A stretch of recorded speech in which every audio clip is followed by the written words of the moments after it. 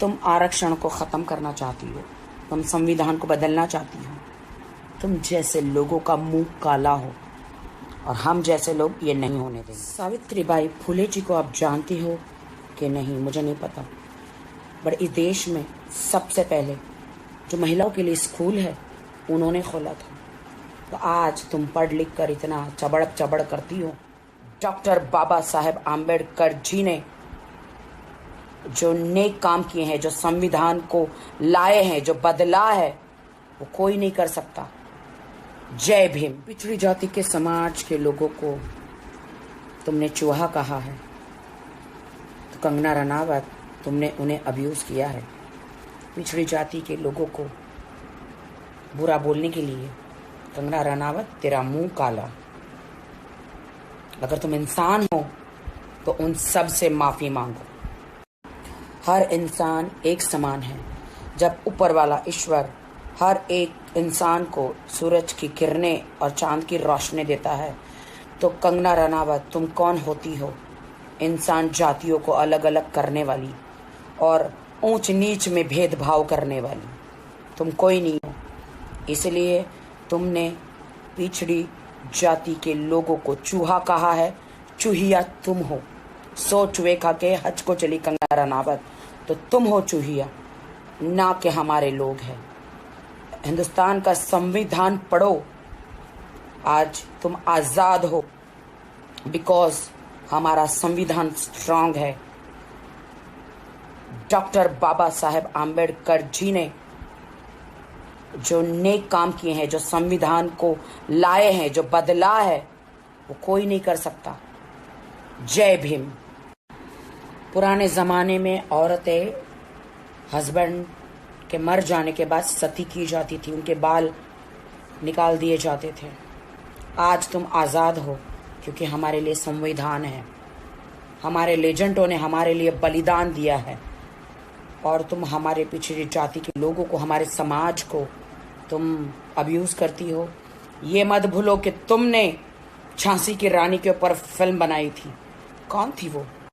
वो भी पिछड़ी जाति की एक महिला थी जिन्होंने युद्ध किया था अपने लोगों के लिए।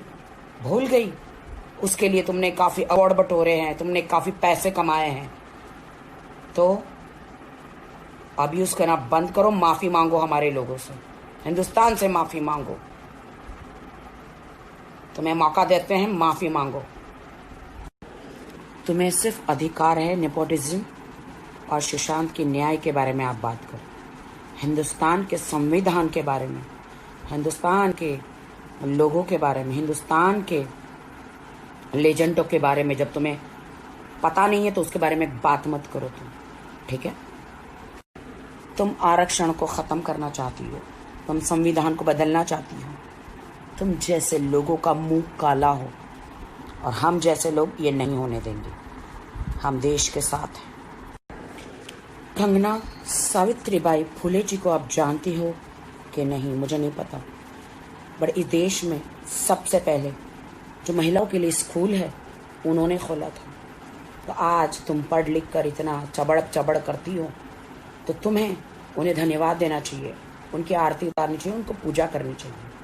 क्योंकि पिछले ज़माने जो पहले हुआ करता था कि औरत विधवा हो जाती तो उन्हें कोने में बिठा दिया जाता था, उनका खाना पीना अलग हुआ करता था, उनके बाल मुंडवा दिए जाते थे, उनको सती कर दिया जाता था।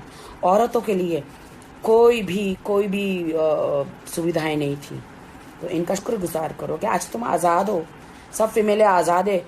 इतिहास पढ़ो।